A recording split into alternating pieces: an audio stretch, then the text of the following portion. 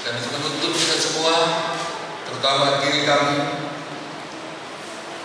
supaya jangan pernah mengatakan kita benar sebenar-benarnya.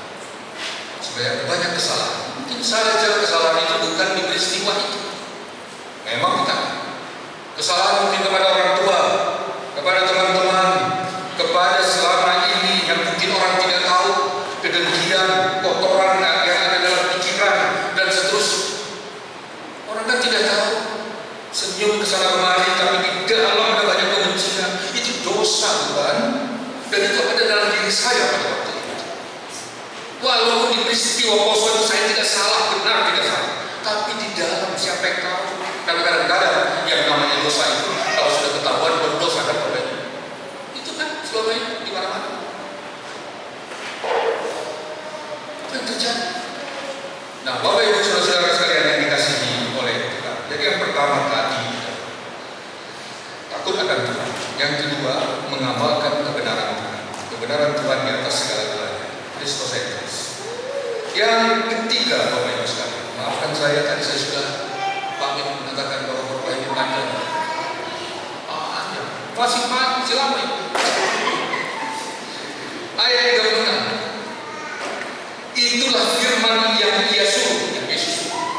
Sampaikan kepada orang-orang Israel, yaitu firman apa? Firman yang bagaimana? Firman yang memberitakan damai sejahtera oleh Yesus Kristus. Damai sejahtera itu persyaratan yang berikut. Kalau mau selamat, kalau menjadi berkat bagi semua bangsa, harus damai sejahtera. Ini mengingatkan kita kepada Mazmur 133. Yang paling indah apa sih Robert dikatakan? Hidup rukun dan damai. Itu ayat 1. Ayat 3 apa? Sebab kesadaran Tuhan akan memberitakan berkat kehidupan sampai selamat. Jadi kalau susah hidup Bapak Ibu saudara, coba renungkan kembali. Jangan tidak ada damai, kita tidak berdamai dengan diri sendiri, tidak berdamai dengan orang. Mungkin kita mengatakan, oh saya punya hidup sekarang baik-baik saja, walaupun saya tidak suka sama itu. Sekarang yang Tuhan katakan tadi sampai selama-lamanya, macam Mazmur 133. Ingat akan cucu. Itu Bapak Ibu sekalian, hidup ini bukan hanya sekarang, tapi untuk seterusnya dan seterusnya tentunya. Hidup rukun dan damai menjadi persyaratan damai sejahtera. Silakan pakai medsos, TikTok, apalagi macam-macam, YouTube dan seterusnya, tapi jangan katakan. Lihatlah sekarang apa yang terjadi dalam dunia ini, apalagi yang berkaitan dengan politik, kata-kata kotor, caci maki, hujatan, hakiman dan lain-lain. Stop semuanya itu. Di rumah, dimanapun, mari kita hilangkan semua kata-kata yang menyakitkan, tapi kita ganti dengan kata-kata yang menguatkan, menghibur, menyejukkan kita semua. Pagi-pagi, ibu-ibu, bapak-bapak, baru mulai agak sejahtera itu kan? Jika bapak berbagi, selamat pagi, mama saya. Apa kabar pagi ini? Apakah tidak terlalu letih dengan kelakuan bapak tadi malam? Jangan pikir yang lain, bapak ibu. Pikir itu juga boleh sih. Itu sudah dewasa ya. Tapi tidak terlalu lama, tunggu-tunggu. Bapak-bapak juga begitu kan? Ibu-ibu juga begitu. Selamat pagi bapak saya. Saya senang sekali bapak ibu, apalagi kalau ibu itu langsung kenapa senang? Pipi saya 3, 1, 2, 3 kali. Sama dengan Petrus tadi 3 kali. Ya, itu di bapak ibu saya. Luar biasa. Kita mulai dari situ dengan anak-anak. Setelah itu baru bilang bahwa bapak kopi dong, gitu kan. Setelah ada itu, ibu bapak, pagi-pagi waktu tidur, apa duluan yang dicari tuh? Apa? HP. HP. Lumayan kalau itu ada HP status yang baik ya. Tapi jadi bapak ibu kita bisa mulai atau sudah terjadi barangkali ya. Teruskanlah itu. Yang belum tidak ada kata-kata. Ya Bapak Ibu sekalian, ini ya memang sulit ya. Saya juga masih terus belajar dengannya. Karena terpisah dari istri, pagi-pagi cari HP, telepon. Yang paling menjengkelkan itu kalau tidak dikatakan,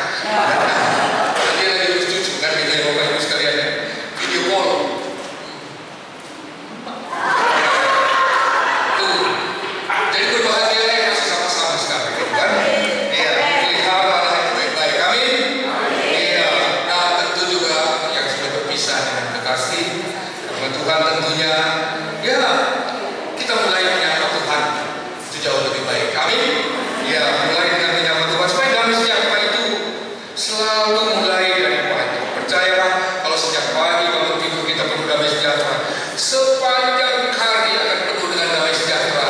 Dan Tuhan akan memenuhi, bukan janjinya, Tuhan akan memerintahkan berkat kehidupan kepada damai sejahtera itu sampai selama-lamanya. Mazmur 133:3. Ya Bapak Ibu sekalian, apapun yang terjadi, berdoa, utamakan Tuhan, fokus kepada Kristus. Jika kita terlalu fokus kepada masalah, pergumulan, persoalan ekonomi, tidak akan pernah ada jalan. Lihatlah banyak orang sekarang menjadi tua sebelum saatnya karena stres. Coba lihat kanan kiri. Ya, kayaknya sudah tua ya, tapi sepertinya umurnya belum harus lebih. Oke Bapak Ibu sekalian, damai sejahtera tentu menjadi sangat penting untuk kita semua. Yang berikut, yang terakhir, tapi belum yang paling akhir. Yang terakhir, kita lihat bersama ayat 37. Kamu tahu tentang segala sesuatu yang terjadi di seluruh tanah Yudea, mulai dari Galilea, mengungkapkan sejarah yang panjang, historis. Mengingat semua peristiwa-peristiwa yang terjadi, yang dilakukan Tuhan Yesus, harus diingat. Itu sebabnya juga ada ungkapan yang mengatakan beriman ini, beragama ini harus historis, bukan histeris. Oke? Harus historis. Ingat semua bagaimana penyertaan tadi, bukan histeris. Fokus kepada Tuhan, jangan terlalu fokus kepada masalah. Bahwa Tuhan jauh lebih besar dari masalah kita. Amin. Ya, kemudian ayat 38 kita lihat. Apa itu yang terjadi? Yaitu tentang Yesus dari Nazaret. Bagaimana Allah mengurapi dia dengan Roh Kudus dan kuat kuasa dia yang berjalan berkeliling.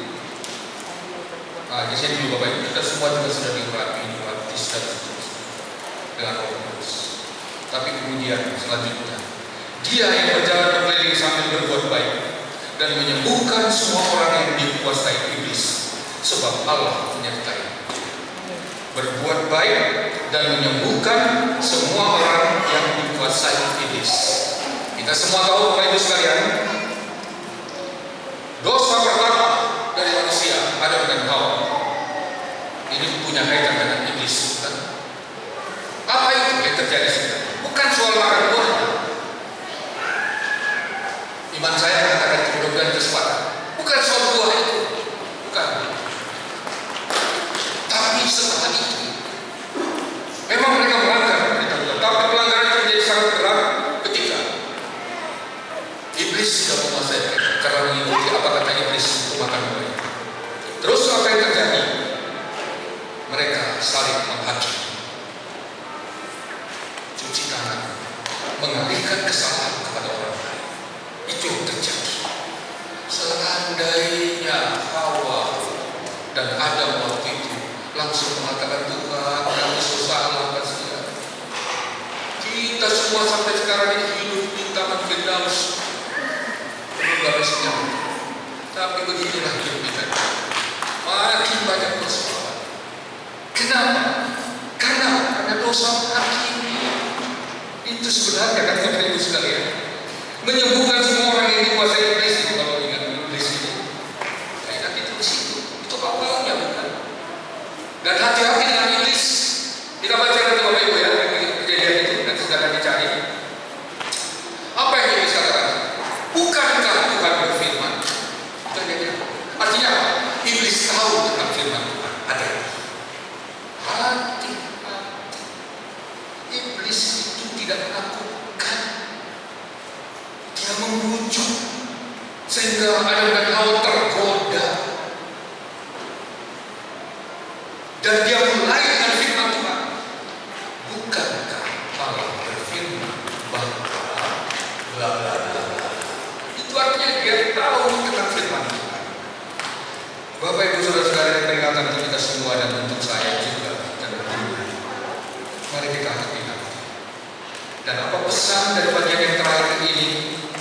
Bahwa kita mencontoh Tuhan Yesus yang sudah sudah diurapi, begitu juga kita dengan kuasa Roh Kudus